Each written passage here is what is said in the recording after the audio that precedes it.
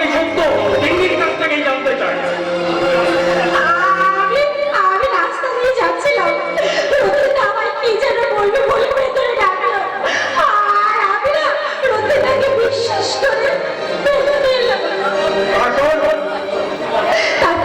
তারপর রতিটা আমার কুপ্রস্তাব দিতে লাগলো। আপনি বলুন ছেলেমণি, আমার ছেলে আমাকে বিয়ে করবে কিনা কোনো গ্যারেন্টি না পেয়ে আমি কেমন করে আপনার ছেলের সঙ্গে শারীরিক সম্পর্ক।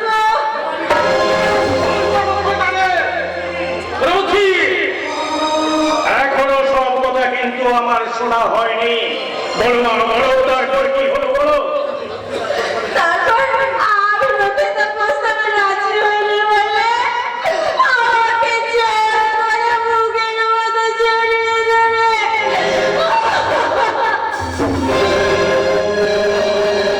বাবা, সব মিথ্যে। এই নোংরা অপমেয়টা জোর করে আমাকে রথি। বাবা, নারী যে মায়ের চাকরি, নারী মাত্রই যে ভোগের সামগ্রী নয়, এই নির্মম সত্যটা তুই কি করে ভুলে গেলি জানো বাবা? এই তো উচ্চ শিক্ষার নোংরা, এই শিক্ষা অর্জনের জন্য আমি মাথার ঘাম পায়ে ফেলে টাকা উপার্জন করে তোর পেছনে ঢেলেছি। ওরে লম্পট!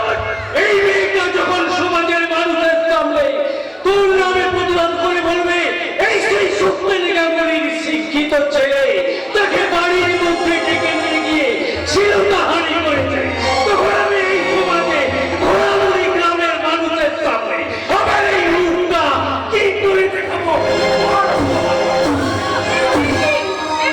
তুমি এভাবে ছেলেটাকে মারধর করছো কেন?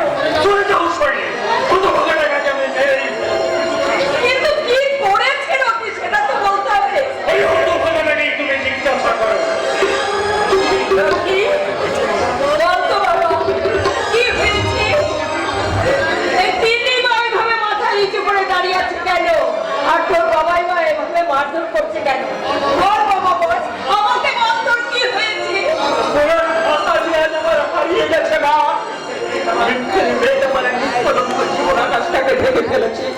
তাই তো আজ আমি অপরাধ না করে পরিস্থিতির শিকার হয়ে এই মেয়েটার শ্লীলতাহানির অপরাধে মিথ্যে কি সত্যি সেটা আপনি জ্যাঠামণিকে জিজ্ঞাসা করুন না। জ্যাঠামণি তো সবটাই নিজের চোখে দেখেছে। ও ভুল দেখেছে। তার কারণ আমার রফিকে আমি ছোটবেলা থেকেই চিনি। রফি কখনো এমন নোংরা কাজ করতেই করে না। আমি নিজের চোখে যদি না দেখতাম তাহলে হয়তো রতির প্রতি অন্ধ বিশ্বাস নিয়ে তোমার মধ্যে এই কথা বলতাম। তাছাড়া কোনো মেয়ে নিজের নামে মিথ্যা করে বদনাম ছড়াতে পারে না শরীরে। পারে খুব পারে গো, খুব পারে। তার কারণ যেসব মেয়েদের লজ্জা শরম বলতে কিচ্ছু নেই, শালীনতা সুচিতায় কোনো পুরুষের মনে যারা জায়গা করে নিতে পারে না, তারাই সেই জায়গাটা নিজের নামে মিথ্যা বদনাম দিতে প্রস্তুত হয়। তার কারণ ওই মেয়েটার স্বভাব চরিত্র আমি অনেক দিন আগে থেকেই জানি।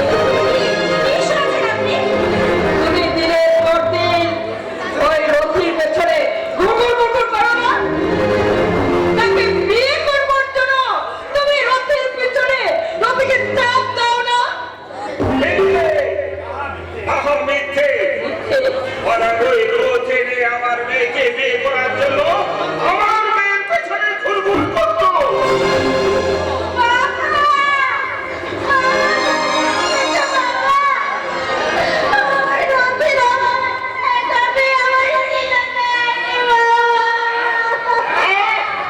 ছিল তাহলে আমার মেয়ে, আমি মামলা করবো, প্রবর্তনা করবো।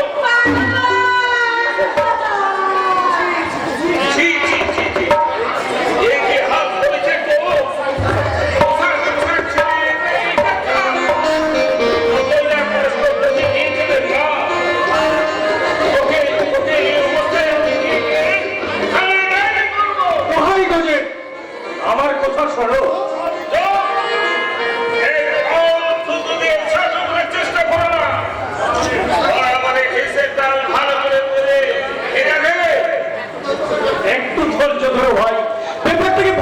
চেষ্টা করো।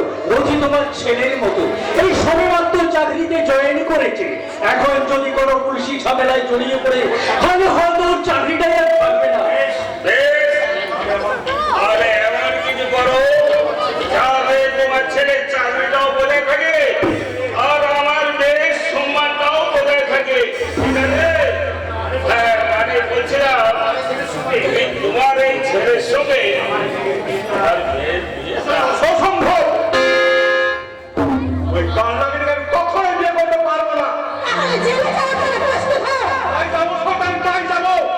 তোমার মতো কাকুরের পোলাকে আমার পোলার মালা করাচ্ছে, জনের সালা মতে চোখের জল অনেক ভালো। চুপ কর হতভাগা।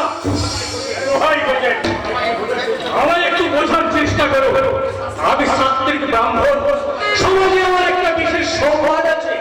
তোমার মেয়ের সঙ্গে আমার ছেলের এই অসাধারণ বিবাহ দিলে এই সমাজের মানুষ যে হয় সমাজগত করবে ভাই। এই ঠাকুর মশাই, একদম থুতুরে ছাপে বলার চেষ্টা করো না, ঠিক আছে? তোমাকে আমি হাত জোর করে বলছি, আমাদের সমাজের সম্মানের কথা চিন্তা করে অন্তত তুমি আমাদের ক্ষমা করো। তার কারণ এই বিয়ে আমাদের সমাজ কখনো মেনে নেবে না। ব্রাহ্মণের ছেলে হয়ে এই বয়সের মেয়ের সাথে ফুর্তি করলে দোষ নেই, বিয়ে করলে দোষ। এত কথা দরকার কি বাবা? চলো তো থানায় গিয়ে না এদের সব কটার নামে বেশি বেশি করে নালিশ লিখাই। চলো। আমরা ওদের কাউকে ছাড়বো না। কেউ না। আমাদের একটুখানি ভালো করে ভাববার সময় না। যেতে দাও আমার, যেতে দাও।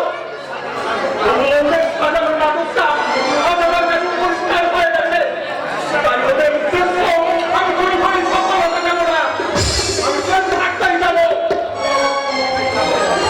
আমরা তাহলে কোথায় যাবো রে হতভাগা? তোকে ভবিষ্যৎ গড়ার আশায় আমি যে নিজেকে তিল তিল করে নিঃশেষ করে ফেলেছি।